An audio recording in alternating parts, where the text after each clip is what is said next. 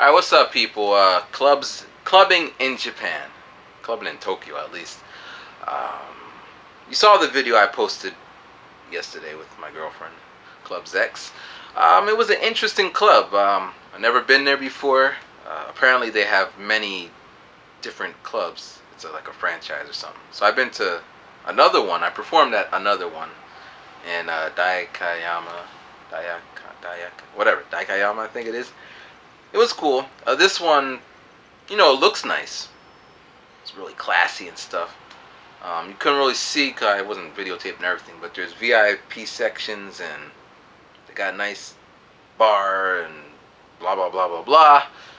The music, yeah. I was telling my girlfriend they don't gotta put a sign up not to dance, cause I ain't dancing to this music. Not that I couldn't, but it's not the music that inspires me to wanna just cut loose, So, but yeah, that whole thing about not dancing in Japan or dancing in the club, it's true. It's not a joke.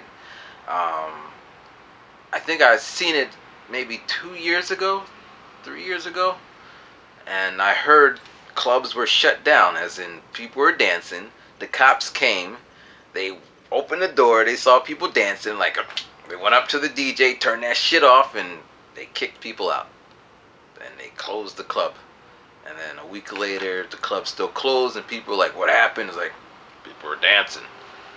And, at this one club,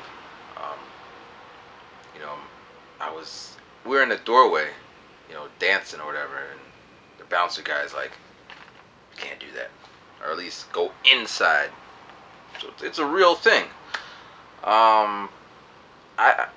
From what I've seen, not every club is affected. It seems systematic, as if certain types of clubs or certain owners that own clubs or certain affiliations are getting targeted. Because the way I see it, all clubs, they dance, from techno to hip hop to trance to house to lounge.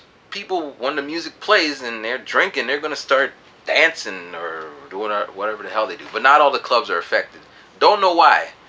And, once again, I don't really hear anybody, making a stink about it. They just kind of migrate to the next club and dance till it gets closed and go to the next one. I don't know, man. I don't know. But, yeah. As far as that club, I only went there because my friend was performing. She was the last one. Well, I don't know if she was the last one dancing at the end. 3 girls, they were wearing black or whatever. Anyway, but they were dancing and we watched, and yeah, that's why I went. But it was expensive. It was 3,500 yen, which is like $38 US dollars, and no drink. Usually you pay $2,000 and you get 2 drink tickets. Here you pay $38 and you get nothing. And at the end of the night, I was kind of sleepy, so I was like putting my head like this, and this man came out of nowhere. He's like, "Sit up straight. You cannot lay down." I was like, "What? I'm not laying down. I'm just resting my eyes." But yeah, we were leaving anyway. We only stayed for 2 hours because, that music was just,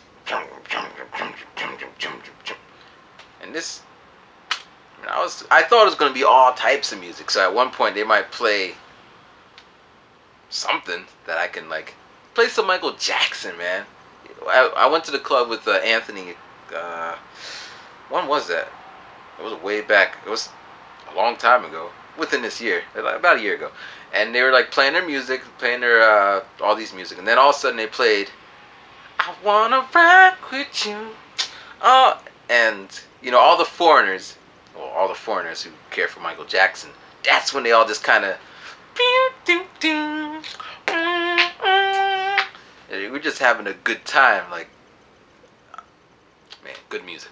All right, anyway, but clubs in general, usually they don't cost so much. They cost maybe 1,000 yen to get in, or 2,000 with a drink ticket, which usually drinks are 500, so it's almost half off. Or it's free before 12, or 2,500 you get 2 drink tickets.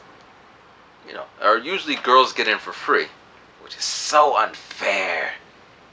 But that's just how it is, man. So if you're a girl, you just gotta come in there and be like, hey, and they let you in for free. If you're a guide, then they're like, give us some money. Some clubs, they're like very friendly to us foreigners. They give us like a little discount ticket so we can come in there. Some clubs, foreigners are allowed in there, but they kind of,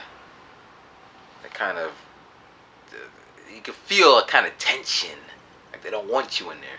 Not all clubs, none that I've been to. Well, there's one club, Club Harlem. It's in Shibuya.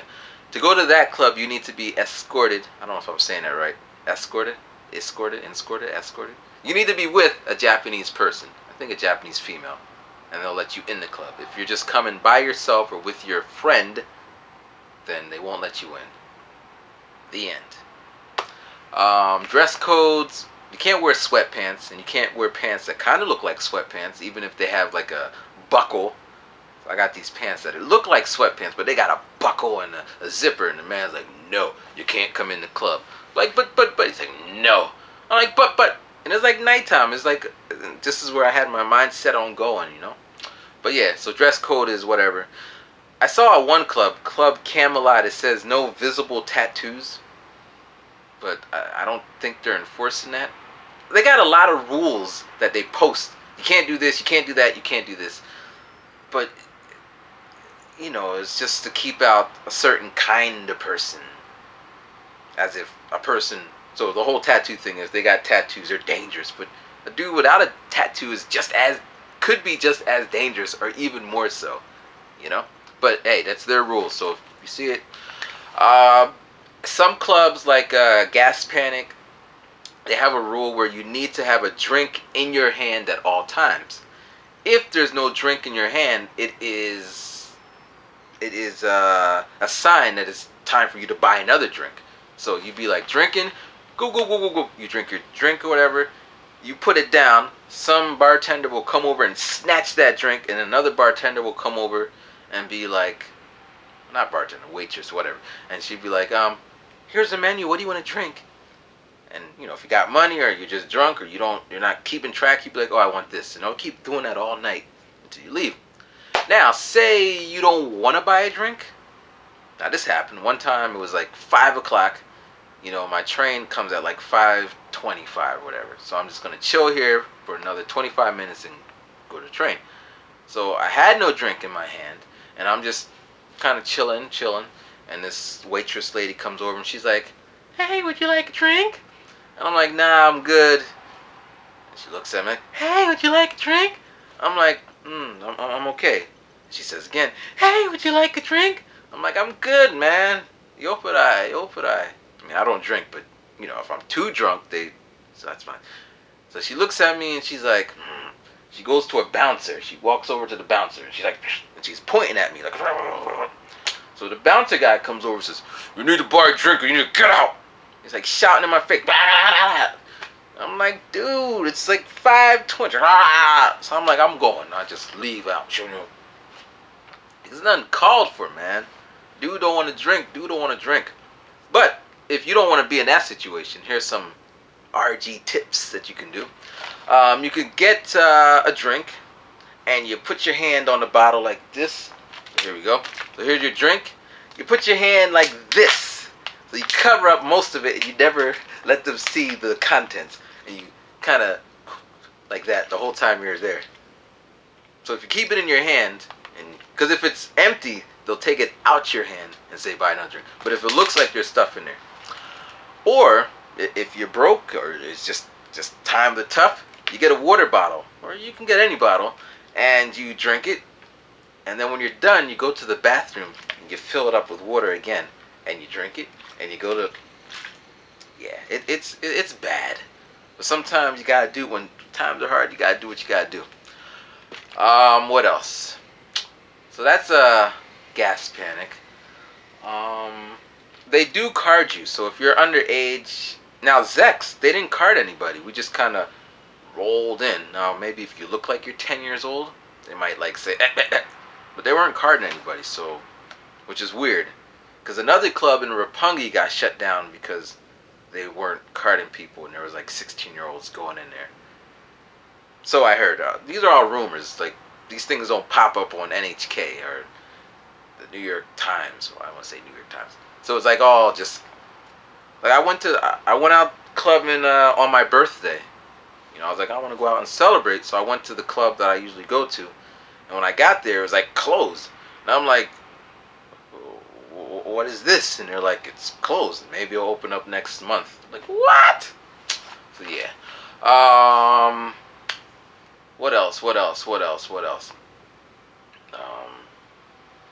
Yeah, I don't go clubbing so much anymore. I used to go every weekend, maybe on the weekdays, like back in the day. But now, you know, I'm cool. I go out when I want to go out. Or friends are coming, I might take them out, take them around, or if it's some kind of event, or if I performed or I'm stuck there because I performed, I might stay at the club and club it up. But yeah, clubbing. When you club in Japan, you usually got to stay there the whole night because trains don't run. What else? Sometimes there's fights in Japan. Usually, well, I can't say usually. Sometimes there's fights in the club. I seen two. I saw one where this guy, he choked up this other guy. He's like, and he's choking up, and the guy's like, and the bouncer came in, and he's like, what happened? Which is weird, because usually bouncers come in and like separate them and throw them out, but I guess they were friends. I don't know. But yeah. What else? Well, that's about it. So that's my little rant on clubbing in Japan. If you're ever coming to Japan this summer, if you're coming to Japan this summer and you want to go clubbing out with RG, hit me up on the email and we can make some arrangements and yeah, we could do it big. All right, peace. Rhyming. Cheer.